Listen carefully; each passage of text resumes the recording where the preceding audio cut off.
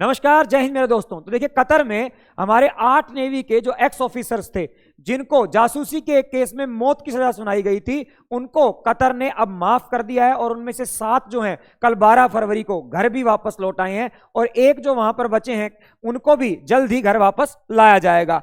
आप यहां पर न्यूज पढ़ सकते हैं, Qatar emir pardons 8 navy veterans, 7 return after all are released. के कतर के जो अमीर हैं, वहां के ऑफिशियल हेड हैं गवर्नमेंट के, उन्होंने हमारे 8 नेवी ऑफिसर्स की जो सजा है उसको माफ कर दिया है और उनमें से 7 जो हैं वो वापस भी लौट चुके हैं और इसे भारत की कूटनीति की एक बड़ी जीत के रूप में देखा जा रहा है। और इसमें खास तौर पर इंडियन गवर्नमेंट, मोदी गवर्नमेंट जो है और साथ में हमारी मिनिस्ट्री ऑफ फॉरेन अफेयर्स, विदेश मंत्रालय, इसका अहम रोल रहा है और इनकी एक बड़ी डिप्लोमेटिक विक्ट्री है अरब कंट्रीज के ऊपर और खास तौर पर कतर के ऊपर। कतर जिससे हम लोग बहुत सारी नेचुरल गैस इंपोर्ट करते हैं, भारत की निर्भरता है कतर के ऊपर नेचुरल गैस के मामले में। नेचुरल गैस का एक बड़ा जो है एक तरीके से एक्सपोर्टर और प्रोड्यूसर है कतर, मिडल ईस्ट के अंदर, आपकी गल्फ, पर्शियन गल्फ में, फारस की खाड़ी के अंदर। आप देखिए मैप के अंदर देखें, कतर एक बहुत छोटा सा देश है। आप यहां पर देखेंगे सऊदी अरब, यूएई, इनके साथ लगता है कतर। यहां पर आप देखेंगे एक छोटा सा देश है, नेचुरल गैस का बहुत बड़ा प्रोड्यूसर है। इंडिया अपनी नेचुरल गैस का बहुत सारा हिस्सा जो है कतर से इंपोर्ट भी करता है।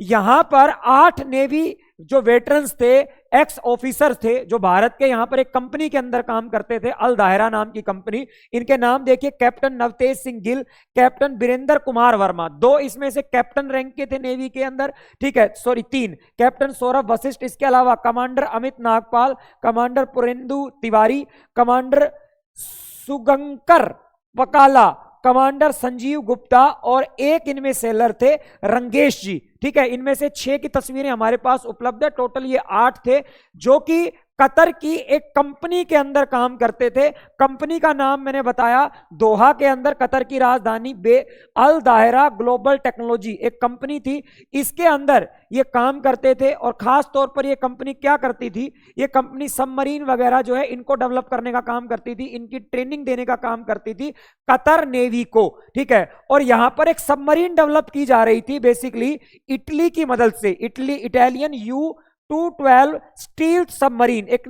सबमरीन डेवलप की जा रही थी और इसको डेवलपमेंट के बाद जो कतर की नेवी है उसको हैंडओवर करना था। इसी टीम के अंदर ये 8 भारतीय थे और अचानक, ठीक है ना, इन 8 भारतीयों को जो है जेल के अंदर डाल दिया जाता है। ये उम्मीद है कि शायद जासूसी के केस में डाला गया था। कतर की तरफ से अभी आज तक नहीं बताया गया है कि इनके ऊपर आरोप क्या था, लेकिन हमारी तरफ से ये हमारी प्रेडिक्शन है कि शायद इनको जासूसी के केस के अंदर जो है अंदर किया गया था। अगस्त 2022 में एक जासूसी के केस के अंदर इनको जेल के अंदर डाल दिया गया जाता है। और ये कोई छोटे मोटे ऑफिसर्स नहीं थे, इसमें से जो कैप्टन नवतेज गिल थे, जिनकी अभी हमने तस्वीर दिखाई थी, कैप्टन साहब नवतेज सिंह जी, ये तो प्रेसिडेंशियल गोल्ड मेडल से भी सम्मानित हैं, ठीक है ना, फॉर देयर एक्सीलेंस सर्विस। मतलब अच्छे खासे अच्छे रैंक के ये ऑफिसर्स थे और इनको कतर के द्वारा जेल के अंदर डाल दिया जाता है, ठीक है। केस आगे बढ़ता है और उसके बाद अचानक स्थिति और ज्यादा गंभीर कब होती है, 26 अक्टूबर 2023 को, जब कतर की अदालत इन सब को डेथ पेनल्टी यानी कि फांसी की सजा सुना देती है। उसके बाद स्थिति ज्यादा गंभीर हो जाती है, ठीक है ना। अब यह बात थी कि भारत क्या अपने इन नेवी ऑफिसर्स को बचा पाएगा, पूरी दुनिया की नजर इस पे आकर टिक गई। क्या भारत अरब का एक बड़ा ही डोमिनेटिंग कंट्री है और एक बड़ा पावरफुल कंट्री है कतर, इससे अपने इन नेवी ऑफिसर्स को छुड़वा पाएगा? अब पूरी दुनिया की नजर इस बात पर आकर टिक गई थी, लेकिन thanks to our foreign ministry, जो हमारी एक्सटर्नल अफेयर्स मिनिस्टर जो हमारे थे, विदेश मंत्रालय, इन्होंने इस बार बहुत ज्यादा पावर दिखाई। और देखिए पिछले कुछ दिनों में हमारी विदेश नीति और खास तौर पर एस जयशंकर जी के आने के बाद बड़ी तेजी से जो है आगे बढ़ रही है, ज्यादा पावरफुल हो रही है हमारी विदेश नीति। आप देख रहे थे जैसे ईरान गए हमारे विदेश मंत्री, रशिया गए हमारे विदेश मंत्री, वहां से भी बहुत ज्यादा स्ट्रॉन्ग मैसेज वो देकर आए हैं इंडिया की तरफ से। 16 नवंबर 2023 को हमारा जो विदेश मंत्रालय है, उनके स्पोक्स पर्सन अरिंदम बागची जी, ठीक है ना, इनकी तरफ से एक मैसेज आता है कि विदेश मंत्रालय लगातार जो कतर की अथॉरिटीज हैं उनके साथ कम्युनिकेशन बनाए हुए है, ठीक है ना, और जितने भी लीगल हम कार्रवाई कर सकते हैं, लीगल असिस्टेंस जो है प्रोवाइड कर सकते हैं हमारे 8 नेवी ऑफिसर्स को, वो हम अपनी तरफ से पूरा का पूरा कर रहे हैं और जल्दी जो है हम उनको छुड़वाने की कोशिश भी करेंगे। 23 नवंबर 2023 को जो है हमारे एक्सटर्नल अफेयर्स मंत्रालय जो है विदेश मंत्रालय के द्वारा कतर की एक हायर जो अदालत थी उसके अंदर जो है अपील की जाती है और हमारे भारतीयों की अपील जो है स्वीकार भी कर ली जाती है। और 7 दिसंबर 2023 को हमारे जो एम्बेसडर हैं कतर के अंदर, हमारे राजदूत हैं कतर के अंदर, वो भी हमारे इन 8 भारतीय नेवी ऑफिसर से मिलकर आते हैं। देखिए पहली बार 7 दिसंबर को ऐसा हुआ, ठीक है ना, कि कतर ने हमारे एम्बेसडर को उनसे मिलने दिया। ये भी एक बहुत बड़ी जो है हमारे लिए आशा की किरण थी, क्योंकि उससे पहले किसी को भी इनसे मिलने नहीं दिया गया था, एक तरीके से काल कोठरी के अंदर इनको रखा गया था।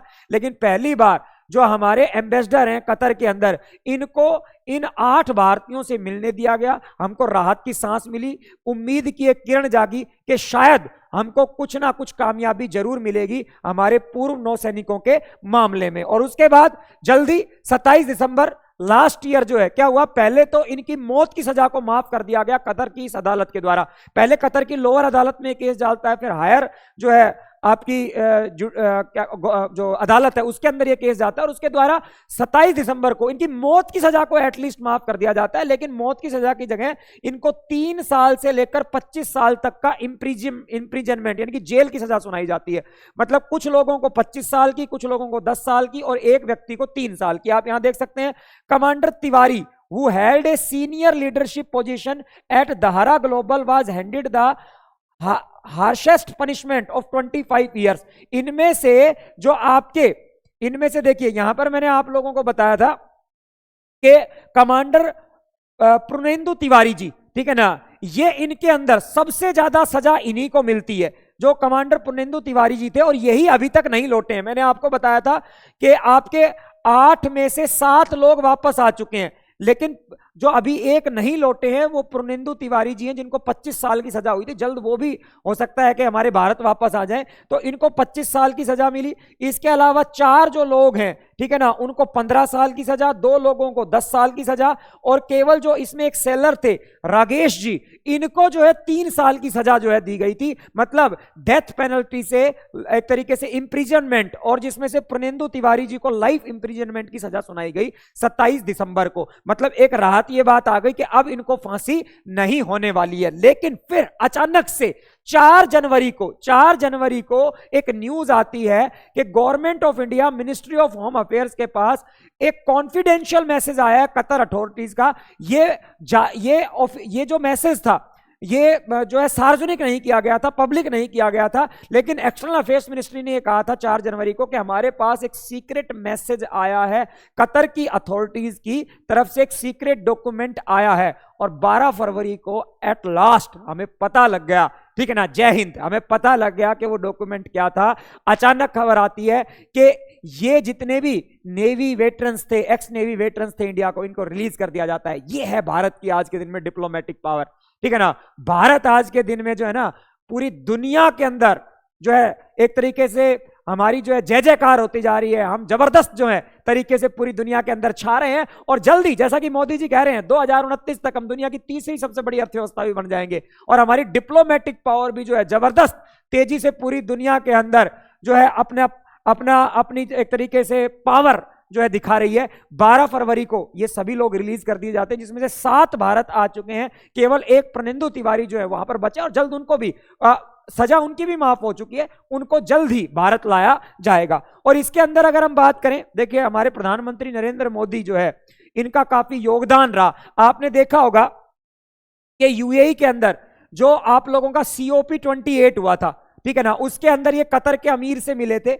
और वहां पर जो है एक हमारे को आशा की किरण दिखी थी कि शायद 8 जो हमारे नेवी वेटरन्स हैं उनके लिए मोदी जी कुछ अच्छी खबर लेकर आएंगे, और फाइनली आ गई है। दूसरा, क्योंकि ये पूरा मामले में इटली भी जुड़ा हुआ था, क्योंकि वो जो सबमरीन जिसके लिए उस प्रोजेक्ट पे काम कर रहे थे वो लोग, वो इटली से रिलेटेड थी। तो जॉर्जिया मेलोनी को मोदी के साथ आपने देखा कि काफी सारी तस्वीरें वायरल हुई थी मेलोडी हैशटैग के साथ। तो इन्होंने भी इसमें बड़ी महत्वपूर्ण भूमिका निभाई थी तो इटली की प्राइम मिनिस्टर मेलोनी, साथ में कतर के अमीर, ठीक है ना, इनके साथ जो है मोदी और हमारे जो एस जयशंकर जी हैं विदेश मंत्री, इनकी जो कूटनीति जबरदस्त तरीके से काम आई। हमारे जो एक्स नेवी ऑफिशियल है घर वापस आए। इसी के साथ जय हिंद जय भारत। ऐसी ही जियोपॉलिटिक्स की खबरों के साथ मेरे साथ जरूर जुड़े रहिए। तब तक के लिए नमस्कार।